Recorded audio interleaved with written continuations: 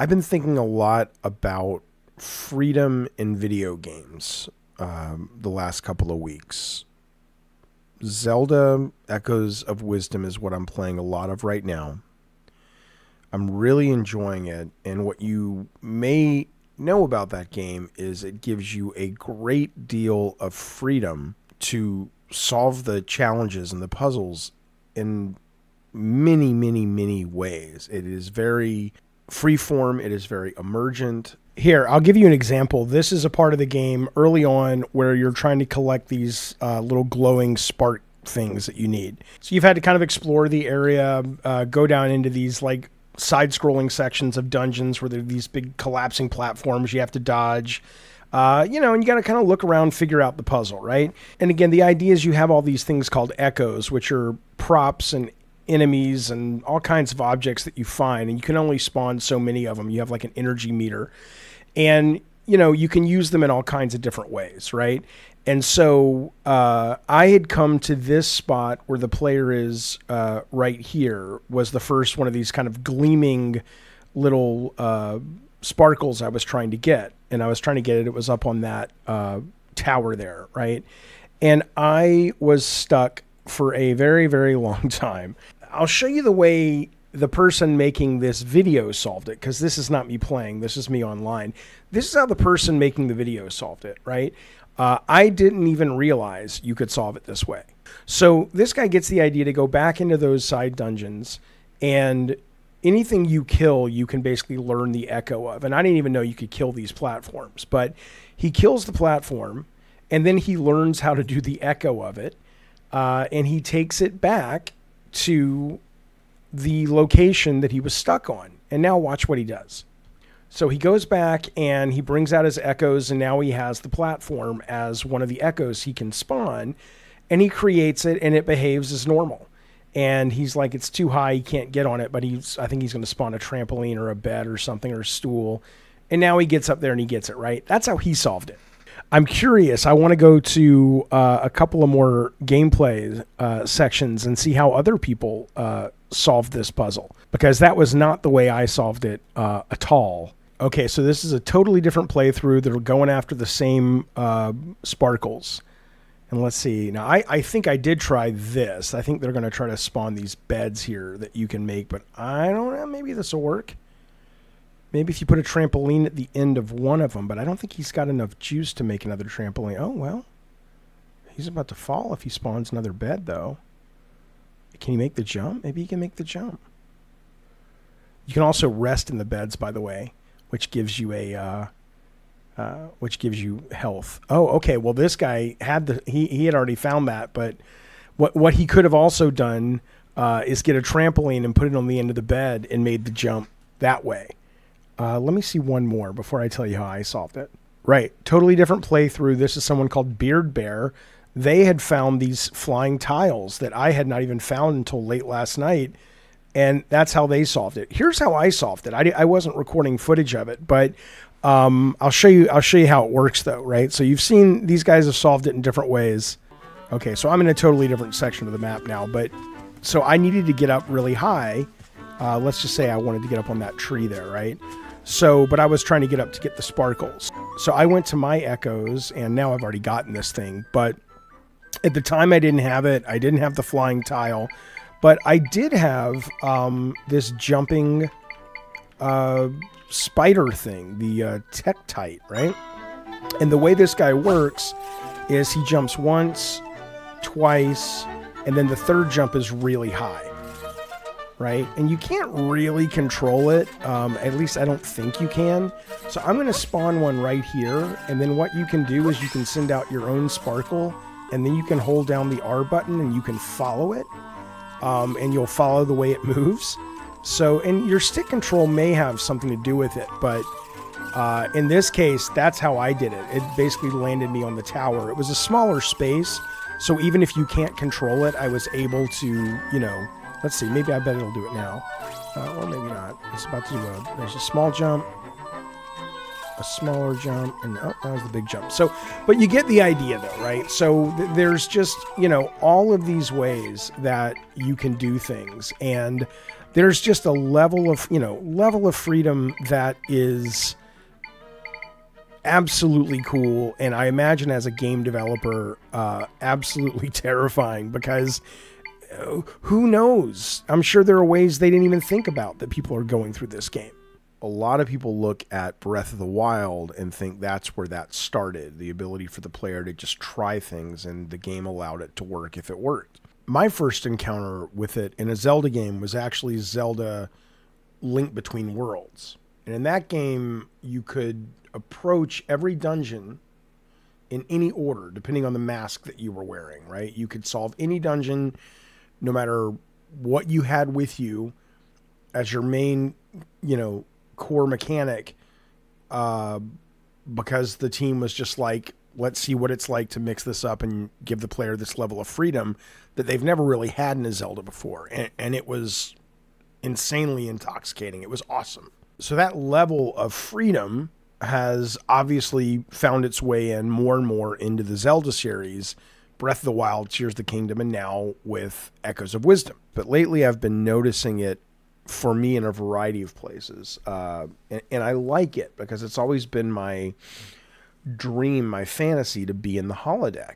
That's what I love about gaming, is an escape into these really cool worlds. And anytime there are these limits on those worlds that feel artificial, it pulls you out of the fantasy of the immersion. But with something like Zelda, when they do it right, it's insanely addictive.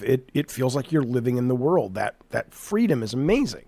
And I've had a lot of it recently. I've had a lot of the freedom in Zelda. I've started playing Dungeons and Dragons really regularly for the first time in my life, and I am loving.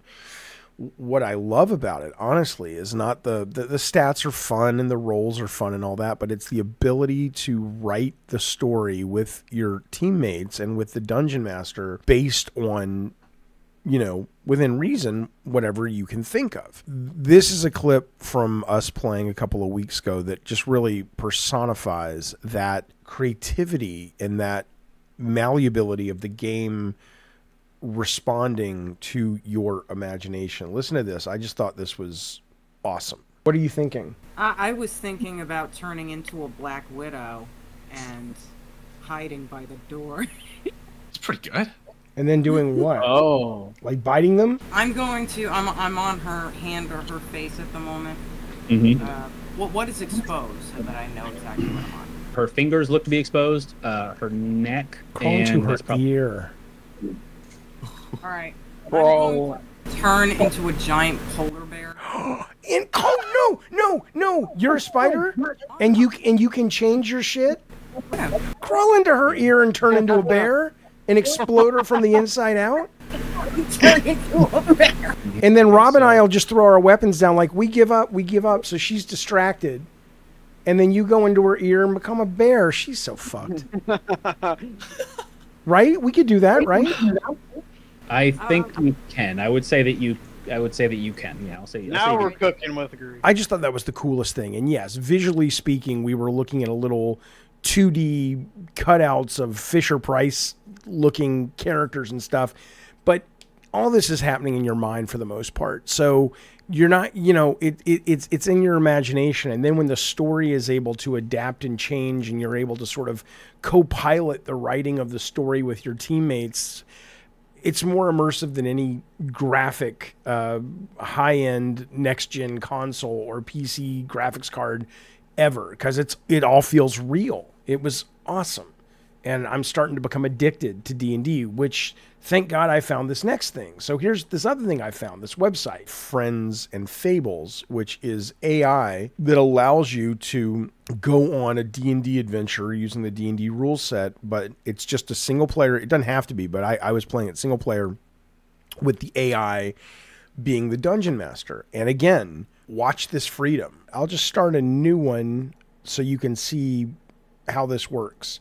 Eventually, you'll actually be able to build your own worlds, but I'm going to go in and just say I'm going to go with what they've already made. So we'll start with Edge of the Empire. That's one of the worlds you can choose. Western border of an empire, vast and decadent, blah, blah, blah. Okay. You pick a character. You can roll your own, but I'll just take this Magnus Magnus is a fighter or some such thing. Okay, start campaign, right? All right, now again, this is text adventure for the most part. You've got some AI images and you've got a map and all this stuff, but it's a text adventure. And I know that that's not necessarily your cup of tea if you're a hardcore into visuals and stuff. But, you know, when I started playing games, they were text adventures. They looked like this. This is Zork text adventure from 1980. You type stuff in and the game responded with text. And this is what they look like now. Cyberpunk with a bunch of mods turned on, running in real time. Looks like real life. It's a 40-year gap. Little over 40 years, blink of an eye. So you can imagine where this is going. But even as long as you don't mind reading, it's all happening in your brain anyway. So check it out. So you start in this. I'm not gonna read you the adventure. You can see it yourself. But you start in the Market Commons. It shows you a picture of it. It tells you kind of what it's about. Central fountain adorned with sculptures of sea creatures is the focal point. Colorful awnings and banners flutter in the sea breeze. Blah blah blah. It really sets the stage, right? Right now, you don't know what the story is yet. It just says the smell of fresh bread, roasting meats, and exotic spices wafts through the air, making your stomach growl with hunger. Okay, you can, if you want, you can roll a perception check to kind of see if if you see anything out of the ordinary. Let's see if he sees anything unique. We'll roll it, and you get a 13. That's not bad. And what ends up happening is the DM says you navigate through the crowds. You find a stall. Listen to this. As you approach a stall, you overhear a snippet of conversation between the vendor and a cloaked customer. They're speaking in a hushed tone, but you catch the phrase, the black depths, and a map before they notice you're listening and disperse. The vendor notices your interest, beckons you over with a bony finger. Welcome, I have something for your peculiar taste. They reveal a carved box with a strange symbol etched on the lid. How do you want to respond, right? Now, this is where I'm talking about the freedom. At this point, the AI, the Dungeon Master, Franz, has a number of guardrails about the story, but you can do whatever you want, and the game will respond. So let's just say let's try something creative, right? Let's see how far we can push it, but still give you an idea that we're actually trying to have the adventure, not just break the game. Although I'll show you that as well. So I'll say that box looks pretty cool.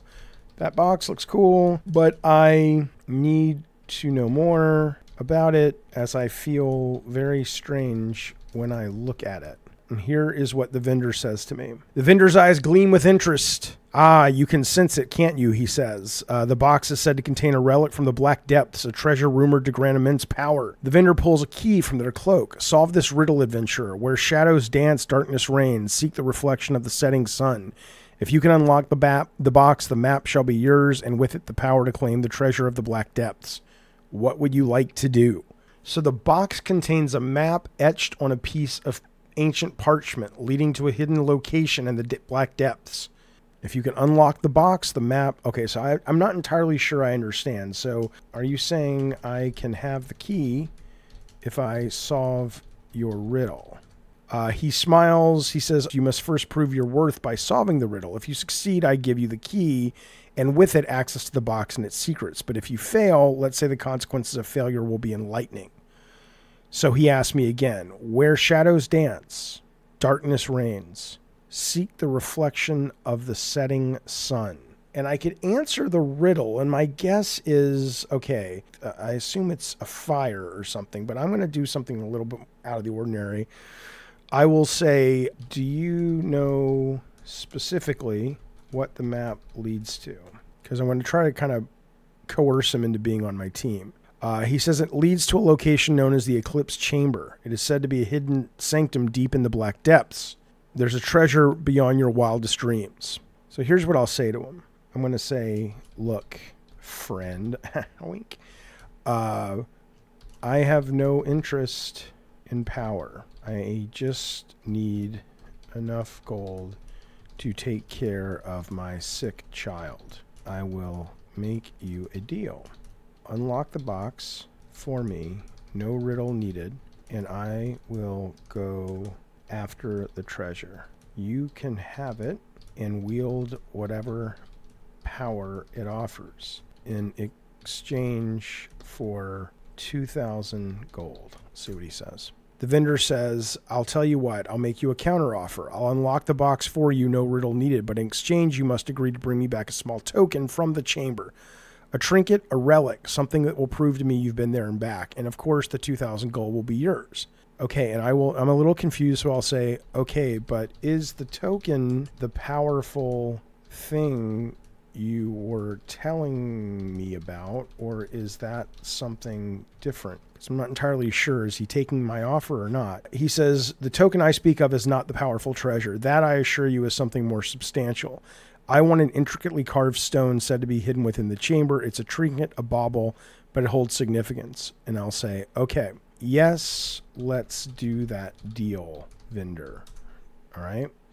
Oh, and now they're charging me because I've been playing a lot. So, okay, so $15 a month, but still, okay. So hopefully that was enough, though, for you to see that what we're basically talking about is, you know, that story did not have to go down that route. I could have walked away from the vendor. I could have fought the vendor. I could have solved his riddle and never learned about this bauble that he wants. This kind of freedom, for somebody who loves games because of their ability to let you escape into other worlds, is addictive, immersive, and just absolutely delightful. So this is called Fables and Friends, and I think it's the coolest thing. So I'm experiencing a lot of games with this kind of freedom lately, right? And so the last couple of weeks, I've been playing Silent Hill 2. Love that game, one of my favorite games, if not my favorite game of the year.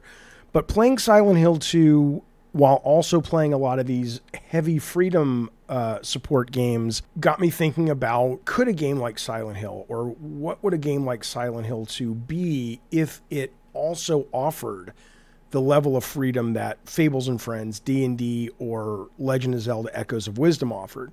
Would it be better? Would it be worse? Would it just be this weird hybrid we'd never seen before? Like, does this work anywhere? Is this the new expectation on the part of players, or is there still something valid and valuable about the limitations of a puzzle, the limitations of a challenge, where you have to solve it in a particular way that is more satisfying? And there is some real concern I have as a player. Obviously, people can design whatever they want, but as it relates to too much freedom, as it relates to, hey, try whatever you want, right? I mean, there's a great, at this point, cliche and oft-repeated quote from Sid Meier saying his definition of games is a game is a series of interesting choices. And you can have so much freedom that you start to kind of get out of that sweet spot of it's challenging enough to engage your brain, but it's not so challenging that you disengage because you're like, this is just, you know, I'm being pulled out of the fantasy. If anything you try yields some kind of result, the choices become less interesting.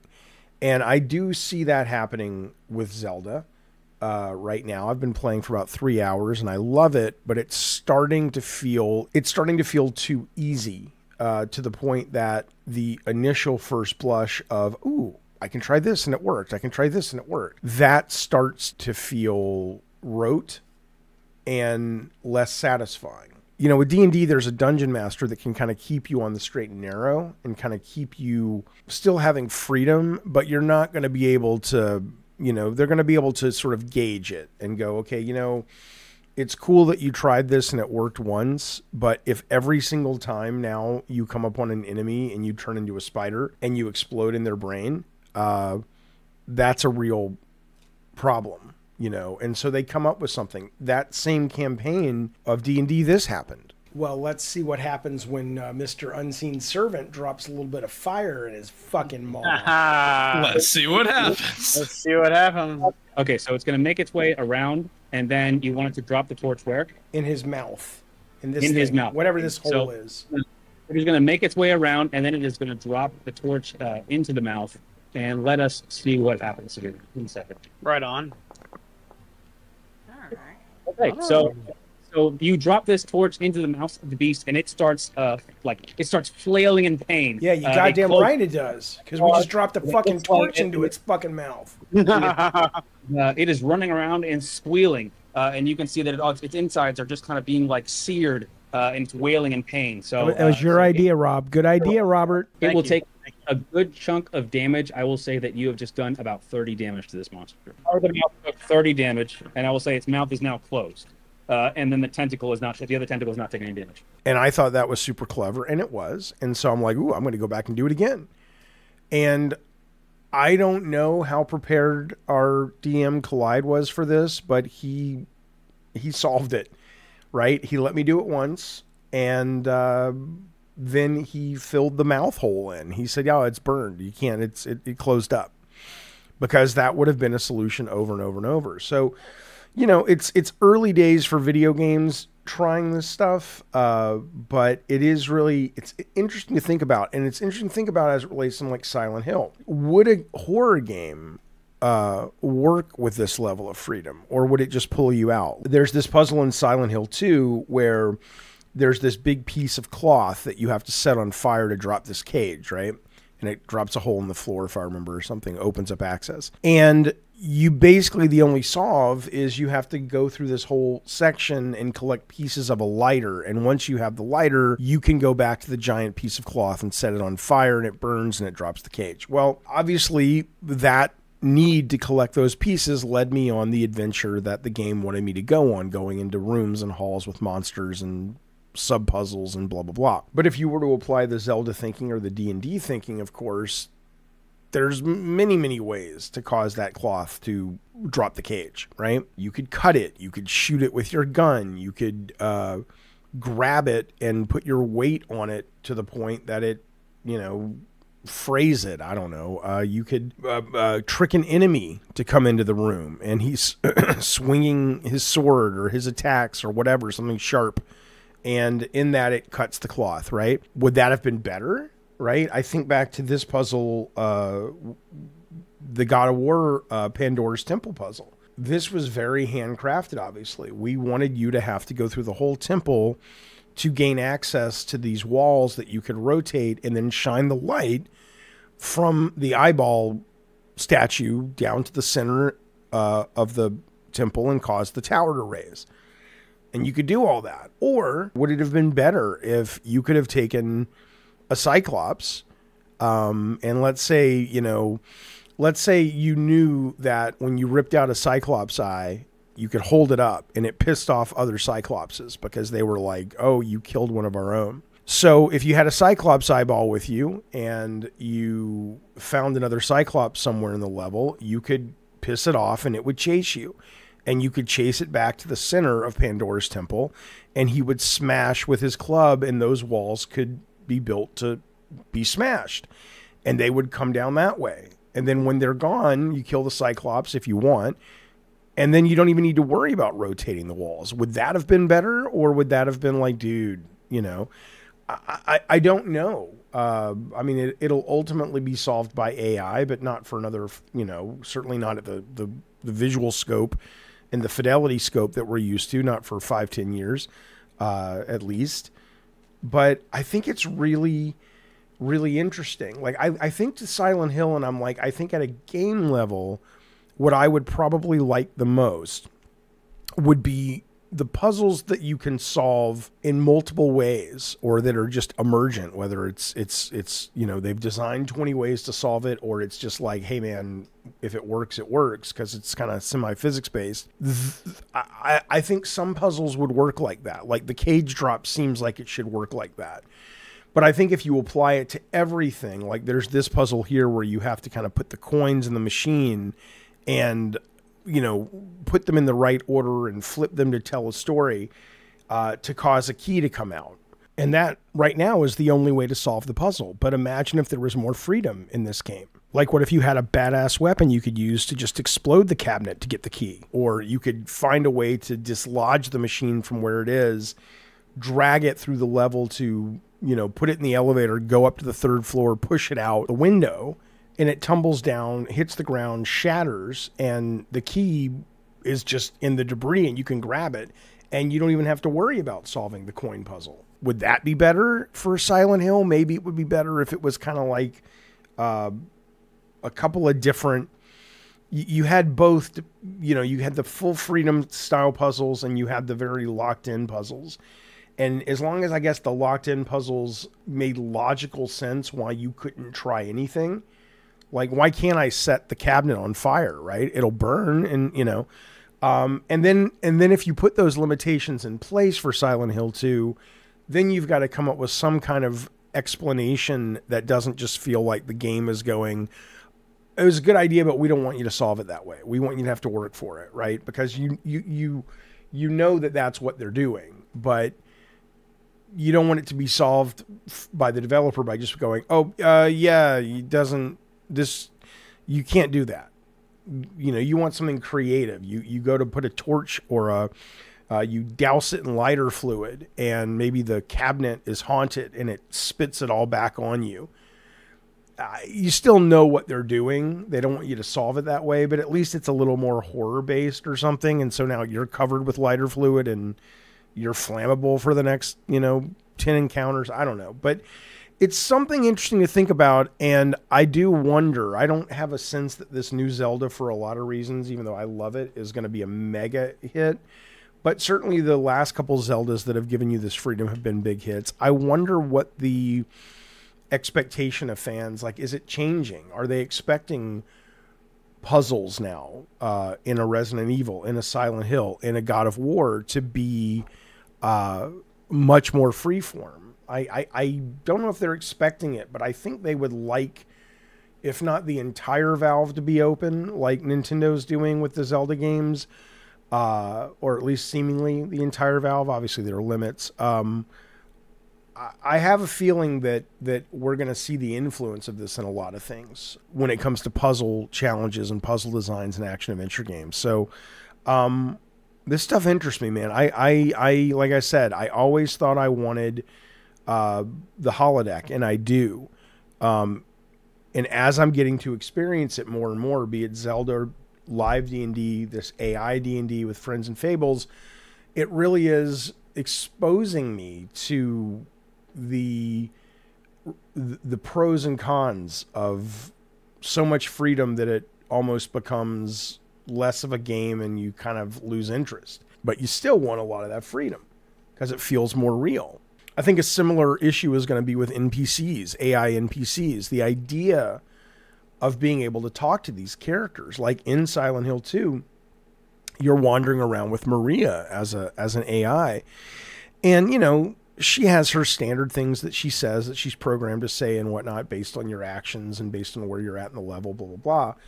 But I think it would be really cool if I could use my microphone in the very near future. And there have been tests out there. There have been some games out there and stuff that sort of are playing with this idea.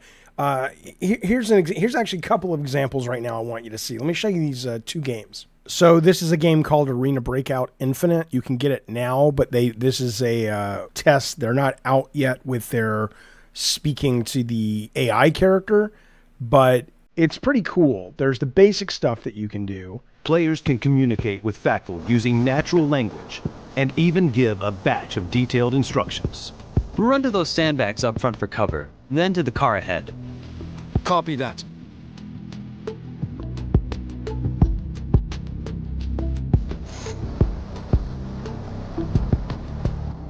With the ability to recognize over 17,000 in-game objects, these companions excel at identifying specific objects in the game scene. Search for a green box.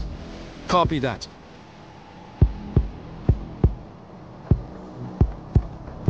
Found it. Alright, let's enter the motel from the broken wall. Move! Copy that. Cover me! Throw smoke! Roger. Smoke out. I'll open the door. You toss a frag inside. Copy that. And then there's kind of more of the personal human stuff that you can do. Feel free to engage in natural and interactive conversations with it. That was a good run, right? Thrilling. Felt like I was invincible in the dark zone. I don't know. I don't know how it's going to play. I've been playing games like Ready or Not where you're controlling the SWAT characters, and I would love to be playing those games and actually forming, because that whole game, Ready or Not, is about not just the mission, But when you, in between missions, when you're dealing with kind of the mental health of your men based on how you played the mission that you were on with them, I'd love to be able to be on the missions and, you know, shooting the shit and getting to know them and like them and become attached to them as characters and ask them about their families and shit. And then if you lose one of them and you're like, fuck, I was just talking to that guy about his kid's birthday and he was giving me advice on, you know, the best way to celebrate, you know, a kid's birthday party and stuff, which was just AI based, but it felt more real, right? So, I mean, this is early days in this, but I haven't had a chance to try this because it's not available yet. I have tried this, though. I will show you this, which is kind of the closest thing I can get right now that I could find. But this is coming, and this shit's cool. All right, so this is a game called Suck Up. You play a vampire that is wants to get into people's homes to eat them, suck their blood, whatever. But obviously, as vampire lore goes, you have to be invited in first. So you can put on costumes and then go around to find people that will talk to you using AI. You will try to convince them using your skills of persuasion to have them invite you in so you can kill them. So let's try this house right here. Okay, so the little old lady wants to know why you're on her porch wearing a paper bag and no other clothes. So I'll say this. Someone stole my clothes. I'm very worried that they're still in the neighborhood and chasing me. All right, so she's not really buying it. She says she's lived here for a long time. She's never seen anything like that. So here's my response to her. Oh, they're not from this neighborhood. This neighborhood is great. They drove from a bad neighborhood, pushed me out of the car and stole my clothes and said they're going to find me. Okay, so here's what she says. Find you? That's mighty strange. What kind of trouble have you gotten yourself in? And what's with this fine business? No, not fine. Find, like they are going to hunt me. It's a weird game they play in a bad part of town. I wish I could live where you live. So then the AI says, she says, it sounds like you gotten yourself mixed up. I can see the fear, even behind the bag. You're welcome to sit on my porch. So at this point, I realize I got to figure out how to sweet talk this old lady because she might, you know, the AI might be sympathetic, but she ain't inviting me in. But she does mention her garden. I say I want to hide in the backyard. I'm fast forwarding through this because you don't want to watch the whole thing. And she mentions her garden, and then I'm like, oh, I'll use that. And I talk about my grandma's garden, and I start telling her, oh, but my grandma doesn't know how to do it that well. And so I'm kind of flattering her green thumb and all that. And finally, here's where we end up. Spent many a happy hour in my garden, blah, blah, blah. Here's your water. You take a seat on the porch. I'll show you where you can hide in the backyard. Okay, thank you very much. I will wait here. I hate to rush you. I'm just so scared they're going to hurt me. They are so big and I'm tiny. Shut up. The game puts you on the spot. I had to think of something, and it worked. Poor thing, don't worry. You're safe. You come on in. Ooh, I'll get you fixed up. I'll get you some clothes, and we'll get you hid away from those big old bullies. Come on. You're welcome to stay as long as you want. Come on inside. Now I feel guilty as fuck. Here we go. Drop the costume. Aha! No, I want to get her. Bite her, bite her, bite her, bite her, bite her. Ah, there you go. So, you know, right now that's awesome. Right now that's the state of things. Oh, and I can steal her clothes too. Oh, this is the best ever. This is the state of things right now, and it's fun. Is it novel? Sure, but again, imagine it embedded in more of a game that is, you know, where they're playing it straight and taking it serious. I mean, we're in the future, boys. This is some good stuff, right? So that's cool, man. I mean, imagine that, you know, played more straight with Maria in Silent Hill 2. How much more immersive would that be? How cool would that be? Now, of course, there is the flip side. There is a problem with it at the moment. It's solvable, but at the moment, you know, imagine having this much freedom to engage with NPC characters could really mess stuff up. You could derail the whole Silent Hill 2 adventure and enter into a 2-hour conversation about Taylor Swift and the Eras Tour and what your favorite comic book writer is, if the AI isn't written in such a way that it starts to make a lot more sense why Maria, in the case of Silent Hill, would be like, She doesn't know what you're talking about. She thinks you're going crazy. You're scaring her because you're talking about things. It's like, what is wrong with you? And she just kind of disengages, and maybe she writes herself out of that segment of the adventure because she's freaked out by you. You got to find that way, kind of like here. And I will say its mouth is now closed. And then the tentacle is not, the other tentacle is not taking any damage. Where the dungeon master here was like, the mouth idea, putting fire in the mouth was a cool idea. You did it once, it was real effective, but you can't just keep doing it over and over. And here's the lore why. You've seared its mouth shut, it's closed.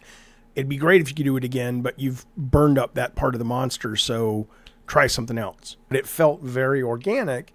It's like your freedom is appreciated, it's wanted, it's part of the game.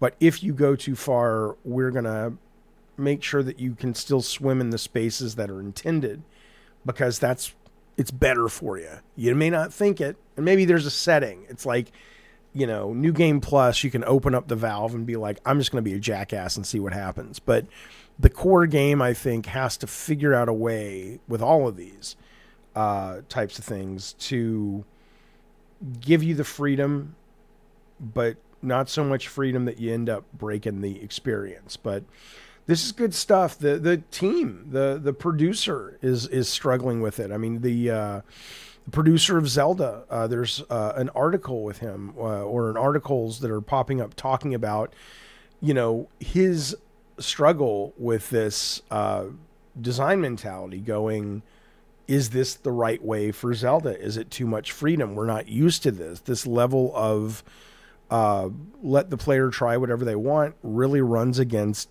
core design philosophy that we've all come up with. In fact, this is the article on Games Radar. It says Zelda games, the producer worried that Echoes of Wisdom had too much freedom, but then they added more freedom, right? So it is clearly something that a lot of developers working on these kind of games are struggling with. I think it's a fascinating topic. It's a fascinating topic because the experience as a player yields fascinating results. So I'm all in on this, man. I'm excited to see where it goes. It's good stuff. It's what I've been thinking about, what I've been playing. Can you have too much freedom? And maybe the answer is yes, but I still want more. It's cool stuff.